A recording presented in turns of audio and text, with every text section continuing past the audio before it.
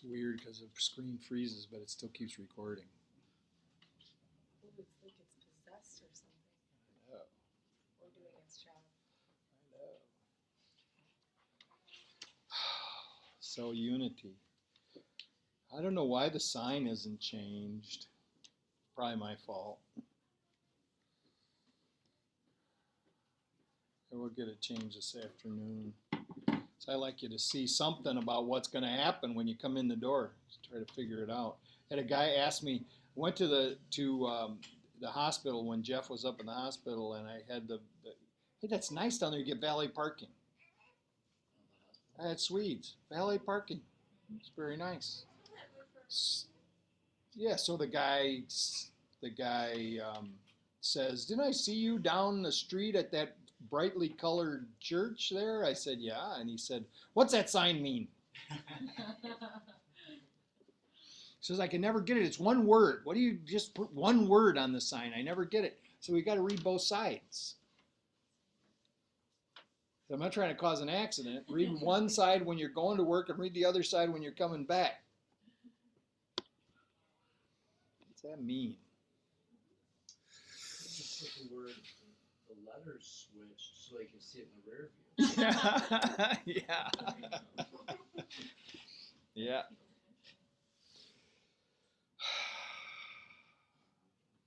So Carla Jo Masterson says about this topic of unity that love does not cost anything. Kind words and deeds do not cost anything.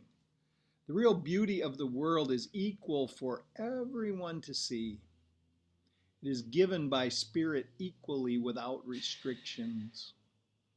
Everyone was given a beautiful vehicle in which to express love to others. Feelings are free to express and give to ourselves and to each other through our willingness to give and care. What is complicated about this? Why have we made others feel they have to climb mountains and swim oceans in order to make a difference? All we need to understand, my friends, is that human life was given equally to us all, not partially, but in totality.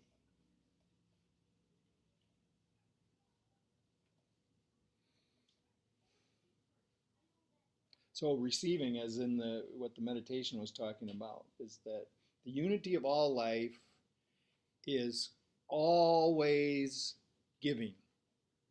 It's always giving. And so that I have to ask myself, why am I not noticing? Why am I not feeling it? Why am I upset? Why am I feeling put upon? Why am I feeling like the ego's favorite thing is to find the ways that I am being mistreated. I'm getting the short end of the stick, right? And then when the fact of the matter is life is giving to us all the time. And if we notice, it's really our thoughts, our thoughts of separation, our thoughts of lack that interfere with us receiving the good. So I like this. I like there in Course in Miracles. There's a well, I call it a meditation. Maybe that's not what it is, but it's to get this concept in mind. First of all, outside, that all the green and growing things are loving us right now. And then, I've always said this about going to meetings. It's always better to go to a meeting, and I'm talking about business meetings that could be problematic or even, whatever kind of meeting it is. But to have the idea as we walk in the door that everybody there is already loving us, even if they think they're mad at us. It's just below the surface. It's just, and so if I relax, if I don't put on my armor, then maybe we'll all be able to experience that, right? So it's very disturbing if we let it, the news of the day, the controversy of the moment, all of the things that vie for our attention, trying to convince us that we're in danger. I found this quote this morning. Eleanor Roosevelt. This is what she says. She says, pit race against race, religion against religion, prejudice against prejudice, divide and conquer. We must not let that happen here.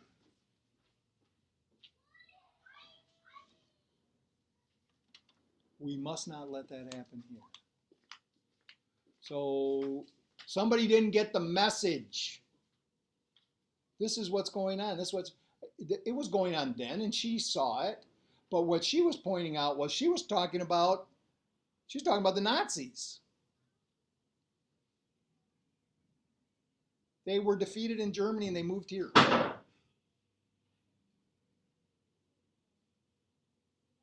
Well, something of them did, because this is exactly what's going on right now. And I don't know. I mean, I'm thinking, of course, it's not my place up here to tell anybody who to vote for or anything like that, but I could certainly encourage you to vote. And but here's the idea. Here is what Susie Kassam says about this. She says, choose a leader who will invest in building bridges, not walls. What? Books, not weapons. Morality, not corruption. Intellectualism and wisdom, not ignorance. We've lost the thread. Stability, not fear and terror. Peace, not chaos. Love, not hate. Convergence, not segregation. Tolerance, not discrimination. Fairness, not hypocrisy. Substance, not superficiality. Character, not immaturity. Transparency, not secrecy. This is crazy. Justice, not lawlessness. Environmental improvement and preservation, not destruction. Truth, not lies. Well, here's one of the problems. One of the problems with our politicians, all of them, I think, I don't know, maybe there's a couple, I don't know, but I think all. We've trained them. We've trained them too well. They have learned the lesson that if they actually tell the truth, they can't get elected. So, whose fault is it? I mean, let's say it a better way. Whose responsibility is it? It's our responsibility. It's our responsibility to say, no, really, I would actually rather you tell me what's really happening. Don't just try to make me feel better. I know it's difficult. The only way it's gonna happen is each one of us becomes more mindful. Each one of us, as we go, we notice when we're caught in delusion. And at every time that we're caught up in fear, every time that we're caught up in feeling as if someone is so different from us, so alien from us that they're beyond the pale, that's delusion. That's part of what the Course in Miracles calls the illusion, the dream, the nightmare that we're caught up in, that we're all these little separate bodies vying for limited resources. So Thomas Merton says the deepest level of communication is not communication, but communion. It's wordless, beyond speech, beyond concept. So to me, what he's telling me is to try not to listen so much to what people are saying and try to connect with them at a deeper level. So it's interesting. If everything that happens today is a gift, as it said in the meditation, I look at various people in the news who are prominent and I say, that's a gift? How could that be a gift? Now, see, I'm fighting it, right? But here's what Shannon Alder says about it. She says, God is going to send someone that will rescue you. Then one day you will rescue them in return, and together your story will rescue others.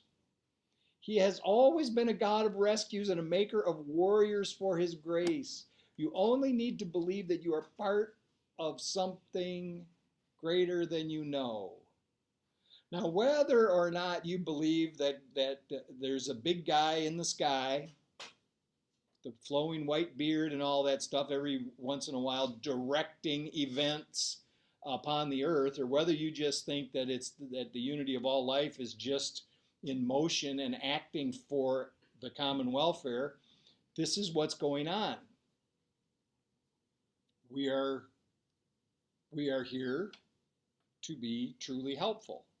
So everyone that we meet has a gift, and we have likewise a gift for them. So here, this idea of the rescue. So I'm thinking, and you think of it yourself in your own mind as right now, as who's the most problematic person that you have in your life, and consider.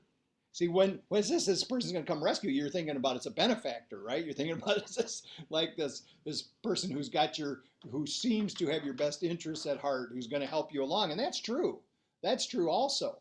But there's a whole bunch of other sort of people that come into our lives. The way we see them is that they are adversary, that they are enemy, that they are anathema. We don't even want, even if we don't meet them personally, we think of them in a way that they are, adverse, so adverse to our point of view as to be a danger to us. So how then is that a gift? And we have to find. I think that every situation is going to be a little bit different. This is the part of the practice, is to release our own opinions concerning these things, just to let them go, and not even to concern ourselves with whether they're right or wrong, because that's another whole trap there too. But to let go of our opinions and just be open to some guidance from within. This guidance from, of course, Miracle says Holy Spirit. You could think about is the one who knows. The Buddhist, the one who knows, the watcher, the one who's always present, who is not affected by emotion, and that part of us will give us the answer as to what to do in the situation. That part of us will give us some kind of hint as to where the gift is in this situation.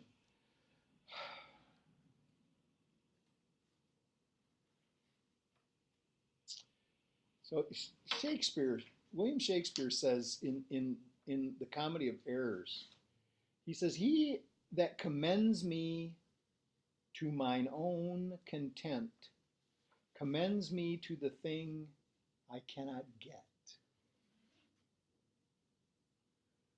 I to the world am like a drop of water that in the ocean seeks another drop, who falling there to find his fellow forth, unseen, inquisitive, confounds himself. So I, to find a mother and a brother, in a quest of them, unhappy, lose myself."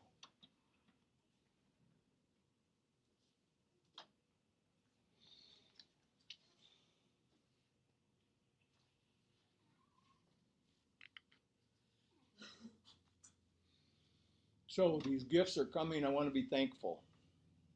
These gifts are coming. And the biggest gift is this ability to have the vision that we really are in all this together. I had somebody ask me today what this tattoo says, and I explained it a bunch of times to a bunch of other people, but I just said, it means we're all okay. Just says we're all okay. He says, what? I said, it means you're okay. You're okay. I'm okay. Everything's okay. And he said, oh, that's nice. He didn't speak English very well, but he got it then. He says, you do that yourself?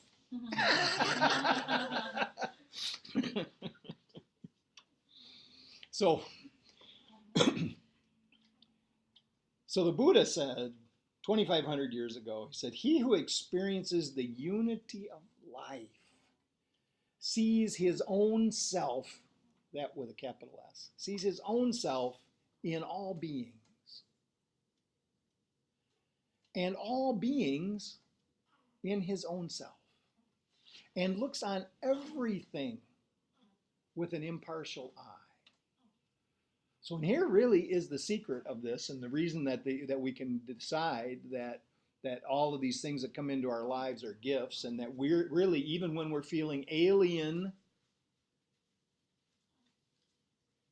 we're feeling like this is, I mean, this really is we've got to remember that there's a biological imperative built into us, that the body evolved through millions of years to segregate. The body evolved from this pattern that said, I'm better off with my own tribe, right? So we evolved to watch out for anything outside of our own little gathering.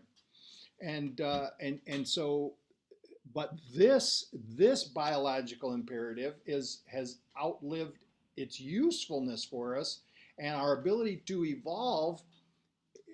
We have gotten so far down the path that our ability to evolve is slower than our need to awaken to the fact that this separation, this tribal thinking, is actually killing us.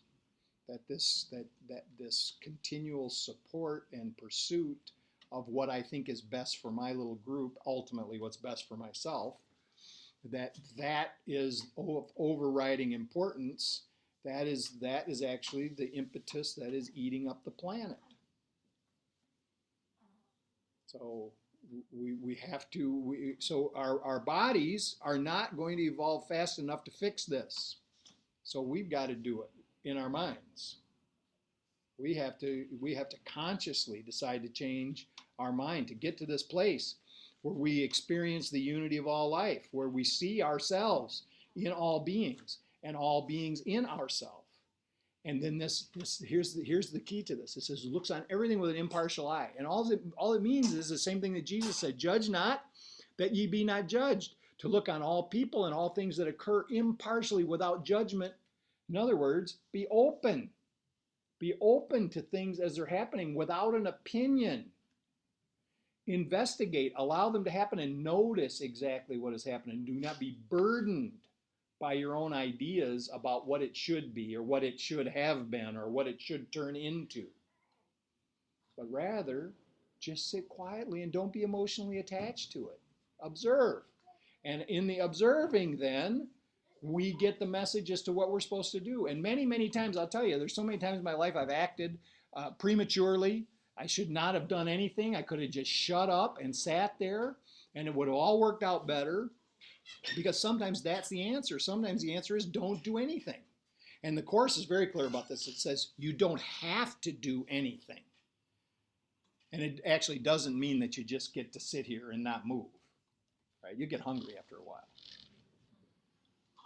But what it means is there's nothing forcing you to do anything. So stop acting like there is. Stop acting like you're being like you're just you're like some kind of indentured servant to your emotions and running around just doing things at random. Because this really, when we're unmindful, that's what is happening. When we're unmindful, we're caught in the self-centeredness that is the source of all suffering. So when we're mindful and we realize that we are part of the unity of all life, that's when we begin to see ourself in all beings and all beings in ourself. So to be thankful, I'll end with this. To be thankful means that what we say in NA is my gratitude speaks when our gratitude speaks when we care and when we share the NA way. And so this is if I'm thankful, what I'm going to do is it's not you seeing that I am thankful is really not a benefit to me, but being thankful and moving into action is a benefit to me. So my gratitude is going to show itself, my thankfulness is going to show itself in me giving back to life. And in that way, then it just like the cycle sets up. And this life which I am united with keeps giving back to me. So thankful that we have received, we reciprocate. It's very interesting the way this actually works, at least in the mind. It seems to be in linear time, it seems like I do this one thing and then this next thing happens. But in the mind, or maybe what I say in the divine mind, it's all like simultaneous. The giving and the receiving and the giving, it's all simultaneous. I could say it this way, it's already happened. All of it. We think we're on this journey going straight ahead, but so when we give, we put ourselves squarely in the center of the flow of life. As we invest fully in our lives, life invests in us. All things. So the psalm says, all things work together for good for those who love God. And I just said here, all things really do work together for good when we love. And I didn't say anything else. Because this is really the point. So I always read that psalm as saying, when I identify God as the unity of all life, I'm saying that all things work together for good when I love all life. So giving freely to life, life then gives freely to me. So unconditional love is like this ultimate reciprocity, and it's the hardest thing. I give unconditional. For years I thought that was like the graduation point. Like when you're graduating to higher consciousness when you could just continually give this unconditional love. I don't know when it's going to happen. I've been trying to do this for a long time. I get it for moments, and this, I guess, just have to think about that's just grace. Then those moments when I have it, when I have that unconditional love, that just be thankful for that and try to see if we can stretch them out into a few more moments, right? But something always happens to bring attention back to the body, back to some self-centered desire. But so this unconditional love is ultimate reciprocity. It is, as we have heard before, feeling connected to life and desiring only good to come to all life.